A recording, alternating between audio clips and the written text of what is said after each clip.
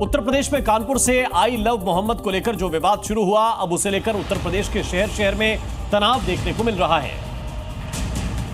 पहले कानपुर में बवाल हुआ तो किसी तरह मामला शांत कर दिया गया, फिर उन्नाव में प्रदर्शन की आग भड़क गई और पत्थरबाज गैंग एक्टिव हो गया।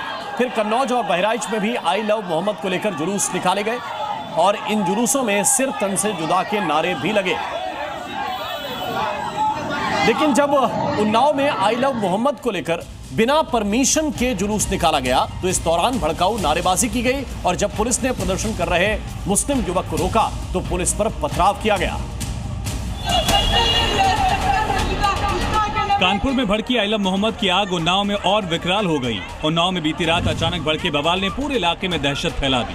उन्नाव में मुस्लिम समुदाय के लोग बिना अनुमति के जुलूस निकालते नजर आए। जुलूस के दौरान भड़काऊ नारे लगाए गए और देखते ही देखते इस प्रदर्शन ने हिंसक रूप ले लिया। स्थिति बिगड़ते ही पुलिस ने कई लोगों को हिरासत में लिया, लेकिन इसके बाद पथराव शुरू हो गया। हालात काबू से बाहर जाते देख पुलिस को लाठी चार्ज करना पड़ा। हालांकि इलाके में रहने वाले मुसलमान ऐसी नारेबाजी और पत्थरबाजी से इनकार कर रहे हैं। ये बताइए, आप कह रहे थे कि पत्थरबाजी नहीं की, चलिए माना पत्थरबाजी नहीं की गई, लेकिन बताइए सर तन से जुदा के नारे तो लगाए गए थे ना? तन से जुदा के नारे यहाँ नहीं लगे थे, बात सुनिए, यहाँ नहीं लगाए गए थे। सर तन से जुदा के नारे बाहर जहाँ उधर आई लव मोहम्मद के नारे लगाए गए थे। सर तन से जुदा कोई नारे कहाँ लगाए गए?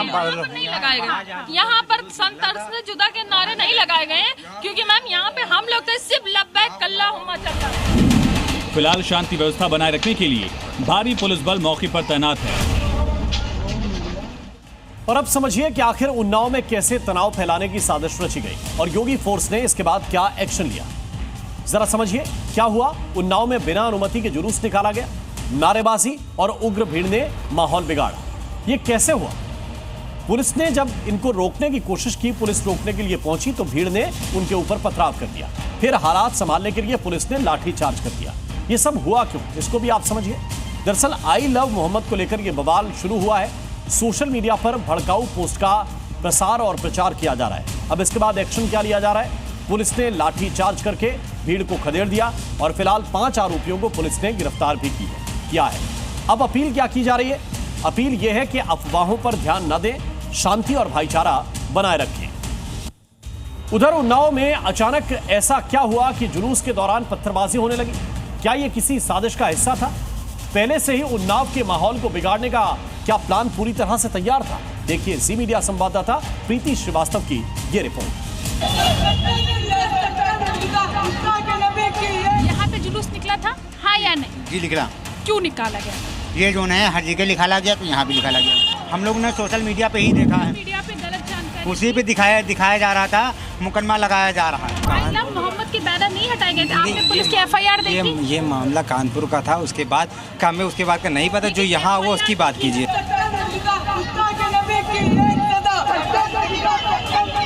जो मुकदमा जो लगाया गया है वो फेसबुक पे दिखाया जा रहा है, तो उसी सोशल मीडिया पे तो आधी अधूरी जानकारी है।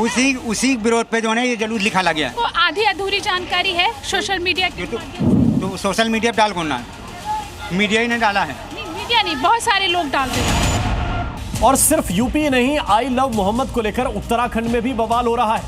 काशीपुर में आई लव मोहम्मद को लेकर जुलूस निकाला गया और यहां भी जब भड़काऊ नारेबाजी से पुलिस ने रोका तो पुलिस पर पथराव कर दिया गया। तो ये काशीपुर की स्थिति है।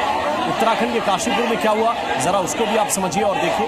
यहाँ भी उसी अफवाह, उसी सोशल मीडिया के प्रचार के बाद लोग सड़कों पर आए, प्रदर्शन किया गया।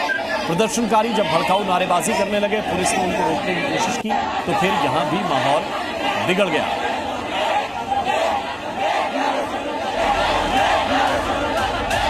और यूपी के बाद अब उत्तराखंड के काशीपुर में भी माहौल बिगाड़ने की कोशिश हुई है। बिना अनुमति जुलूस निकाले जाने से हंगामा खड़ा हो गया। काशीपुर के अली खान इलाके में मुस्लिम समुदाय के सैकड़ों युवक अचानक आई लव मोहम्मद लिखे बैनर लेकर सड़क पर उतर आए। जुलूस के बीच ही पथराव और तोड़फोड़ शुरू हो गई। पुलिस रोकने पहुंची तो धक्का मुक्की और पथराव होने लगा। उपद्रवियों ने पुलिस की गाड़ी के शीशे तक तोड़ दिए। हमने नदीम और इसके 2 साथियों के खिलाफ, जो कि नामजद अभियुक्त हैं और बाकी इसमें अज्ञात अभियुक्त हैं, तो वो है। और जो हमारी आइडेंटिफिकेशन होती जाएगी और हम इनके नाम उसमें विवेचना में बढ़ोतरी करके इनके विरुद्ध हमारे द्वारा कार्रवाई अमल में लाई जाएगी। फिलहाल अली खान में तनावपूर्ण शांति बनी हुई है। काशीपुर और आसपास के थाना इलाकों में पुलिस बल बुलाकर तैनात कर दिया गया है ताकि दोबारा स्थिति न बिगड़े। इस बीच पुलिस काशीपुर का माहौल बिगाड़ने वालों की पूरी खबर ले रही है।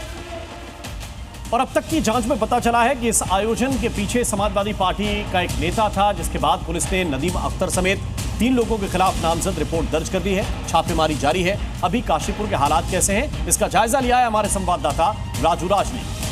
काशीपुर का अली खान इलाका, और यहीं पर कल पुलिस और जो आयोजन किया गया था आई लव मोहम्मद के नाम से, यहां पर जब पुलिस की टीम पहुंची तो पुलिस पर पथराव कर दिया गया, पुलिस को दौड़ाया गया और ठीक इसी जगह पर वो घटना घटी। दरअसल अली खान में एक कार्यक्रम रखा गया था। कार्यक्रम में आई लव मोहम्मद, यहाँ पर आप पोस्टर देख सकते हैं, आई लव मोहम्मद के नाम से ये कार्यक्रम रखा गया था। नदीम अख्तर नाम का एक शख्स है जो यहाँ पर इस कार्यक्रम का आयोजन किया गया था, लेकिन जिसकी परमिशन नहीं ली गई थी। स्थानीय लोगों का आरोप है कि यहाँ पर जब कार्यक्रम चल रहा था, जहाँ पर आपत्तिजनक बातें कही जा रही थी, जिसे लेकर लोगों ने शिकायत दी। जब मौके पर पुलिस पहुंची तो पता चला कि इस कार्यक्रम का परमिशन लिया नहीं गया था।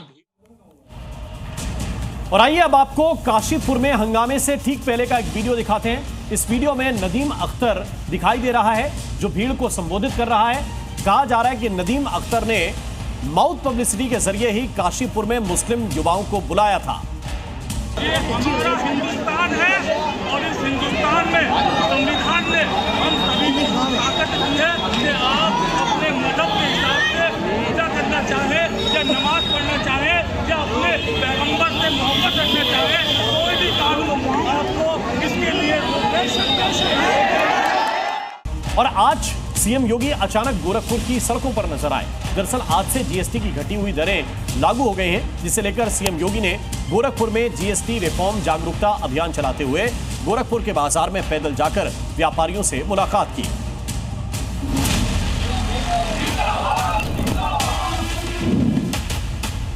साथ ही दुकानदारों से जीएसटी सुधारों को लेकर बात भी की। गोरखपुर की सड़कों पर सीएम ने करीब 1 घंटे तक पदयात्रा की, जिसमें उनके साथ सांसद रवि किशन भी मौजूद थे।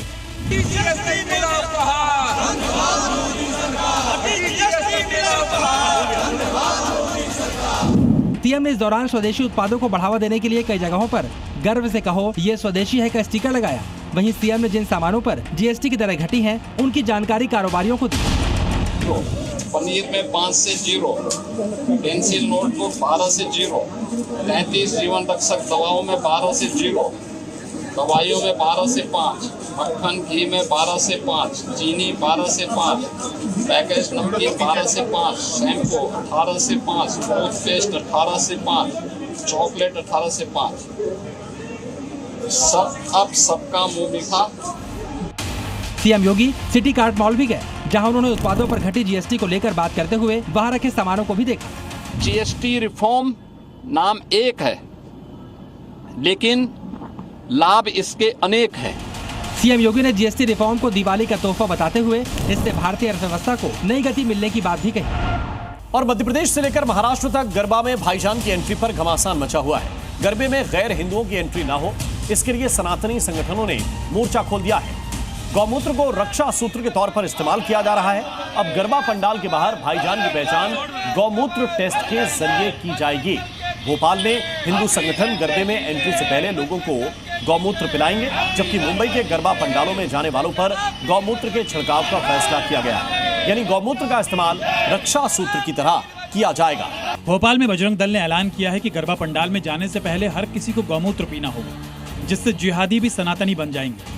जो जिहादी होते हैं वो उसको नहीं पिएंगे, जो सनातनी हिंदू होगा वो उसको पिएगा और गरबे में उसको एंट्री दी जाएगी। दरअसल बजरंग दल का आरोप है कि मध्य प्रदेश में बड़े पैमाने पर लव जिहाद का जाल फैला है और नवरात्र के मौके पर होने वाले गरबा सेलिब्रेशन में कट्टरपंथी साजिश कर सकते हैं, इसलिए उन्हें गौमूत्र पिलाया जाएगा। गरबा में कट्टरपंथी जिहादी मानसिकता के लोग ज्यादा देखने को मिल रहे हैं। लव जिहाद की घटनाएं बढ़ती हैं। इन जिहादी तत्वों को रोकने के लिए इस बार हम गरबों में जो एंट्री करेगा उसके लिए गौमूत्र लेके आ गए, गौमूत्र लेकर आए हैं, पिलाने के बाद ही उसको एंट्री देंगे। वहीं मुंबई में वीएचपी और बजरंग दल ने कहा कि गरबा पंडाल में जाने वाले लोगों पर गौमूत्र का छिड़काव किया जाएगा, साथ ही उन्हें जय श्री राम का उद्घोष भी करना पड़ेगा। 4 लेयर सिक्योरिटी, जैसे सबसे पहले जो आएगा वो वराहदेव को नमन करेगा। उसके बाद में हमारे कार्यकर्ता यहाँ पर बैठेंगे और वो जय श्री राम घोषणा देंगे। उसके बाद में जो गौमूत्र है उसका छिड़काव करेंगे, फिर उनका हम आईडी चेक करेंगे, उसी के बाद में हम उनको एंट्री देंगे। और नवरात्र में राजधानी दिल्ली में आस्था से किसी भी तरह का खिलवाड़ ना हो, इस अभियान का मोर्चा बीजेपी विधायकों ने संभाल लिया है। जंगपुरा से लेकर शकरपुर तक मीट की दुकानें बंद कराने का अभियान चल रहा है। नॉनवेज की दुकानों और दुकानदारों को सख्त चेतावनी दी गई है। नवरात्र में चिकन मटन नहीं बिकेगा।